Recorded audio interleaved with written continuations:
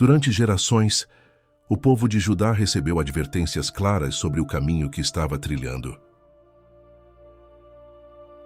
Deus levantou profetas, enviou mensagens, corrigiu reis e ofereceu inúmeras oportunidades de arrependimento. Ainda assim, pouco a pouco, a nação foi se afastando de sua aliança original.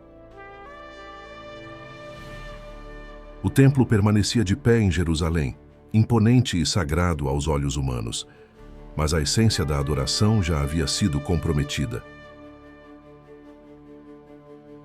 Após a morte do rei Josias, cuja liderança havia promovido uma das últimas grandes reformas espirituais em Judá, o cenário mudou drasticamente. Seus sucessores não mantiveram o mesmo compromisso com Deus, e o povo rapidamente voltou às práticas que haviam sido abandonadas. A idolatria ressurgiu. Altares pagãos foram reconstruídos e costumes estrangeiros passaram a ocupar o lugar da lei divina. Nesse contexto, Judá não enfrentava apenas uma crise política ou social, mas uma profunda decadência espiritual. Ao mesmo tempo, no cenário internacional, uma nova potência se consolidava. O Império Babilônico, liderado por Nabucodonosor, expandia seus domínios com força e estratégia. Nações ao redor eram conquistadas, e reinos outrora estáveis eram reduzidos a vassalos ou completamente destruídos. Judá, enfraquecida internamente e instável em suas decisões políticas, tornou-se vulnerável. Em vez de confiar plenamente em Deus, seus líderes buscaram alianças humanas, especialmente com o Egito, acreditando que poderiam escapar da ameaça babilônica por meio de acordos estratégicos. No entanto, essas decisões apenas agravaram a situação. A confiança deslocada, somada à desobediência espiritual, colocava Jerusalém em uma posição cada vez mais frágil diante do avanço inevitável da Babilônia.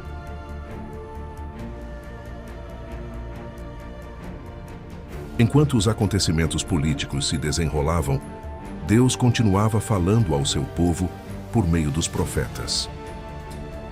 Entre eles destacou-se Jeremias, cuja mensagem era direta, firme e profundamente incômoda.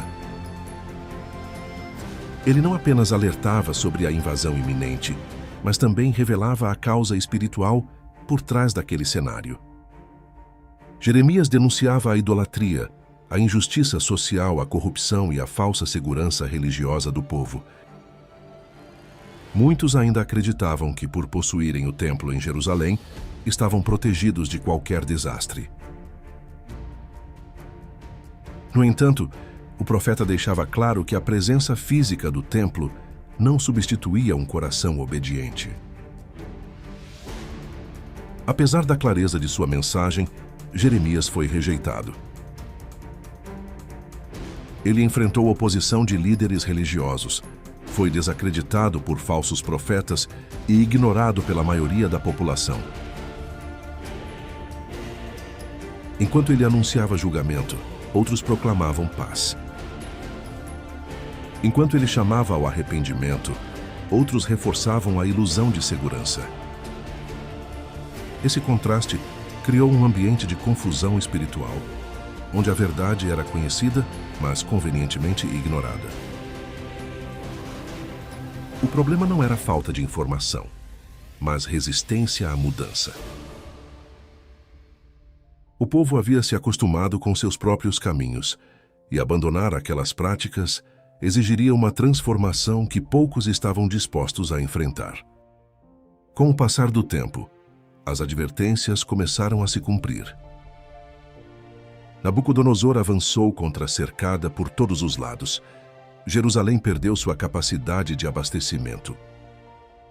Jerusalém, e iniciou um cerco que colocaria à prova a resistência da cidade. Não havia entrada de alimentos, nem saída para buscar recursos. O que antes era uma cidade viva e movimentada, passou a experimentar o peso do isolamento. A fome começou a se espalhar, atingindo ricos e pobres, líderes e cidadãos comuns.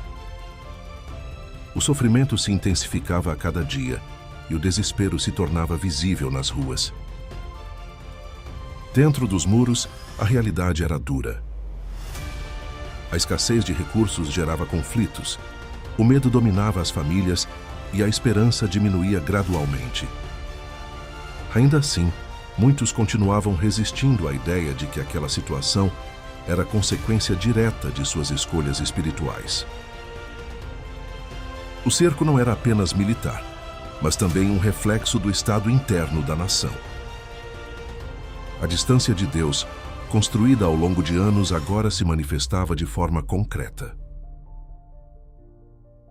O silêncio divino, tão ignorado no passado, agora era sentido com intensidade. Jerusalém estava isolada não apenas de outras nações, mas também da presença que um dia a sustentou.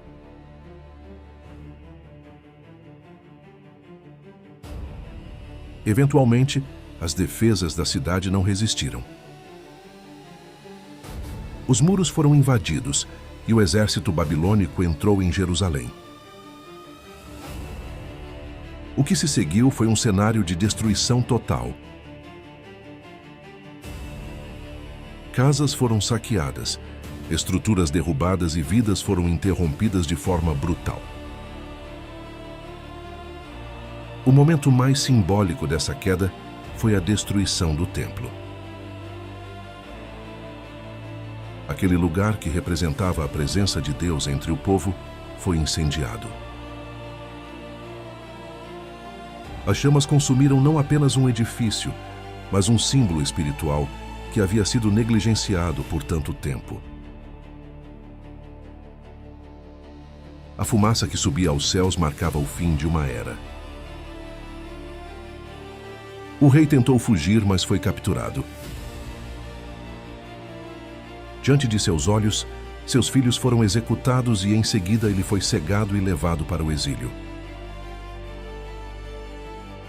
Esse ato não era apenas uma punição, mas um símbolo do fim da liderança de Judá como nação independente. A elite, os artesãos e muitos outros foram levados para a Babilônia. Jerusalém ficou devastada, praticamente vazia, marcada pelo silêncio e pelas ruínas. Aquilo que antes era centro espiritual e político, agora se tornava um retrato de abandono. A queda de Jerusalém não pode ser compreendida apenas como um evento histórico ou militar. Ela carrega um significado espiritual profundo. Não foi simplesmente a força da Babilônia que determinou o fim da cidade, mas o afastamento contínuo do povo em relação a Deus. As advertências foram claras, repetidas ao longo de gerações, mas ignoradas. A paciência divina foi longa, mas não infinita. Esse episódio revela que decisões espirituais produzem consequências reais, muitas vezes visíveis na própria história. Ainda assim, mesmo em meio à destruição, a história não termina em completo desespero. O exílio, embora doloroso, também se tornaria um período de reflexão e transformação para o povo. Longe de sua terra, eles começariam a compreender a importância da aliança que haviam quebrado. A ausência do templo os levaria a redescobrir a presença de Deus de uma forma diferente. A queda de Jerusalém, portanto, não representa apenas um fim, mas também o início de um processo que prepararia o caminho para a restauração futura.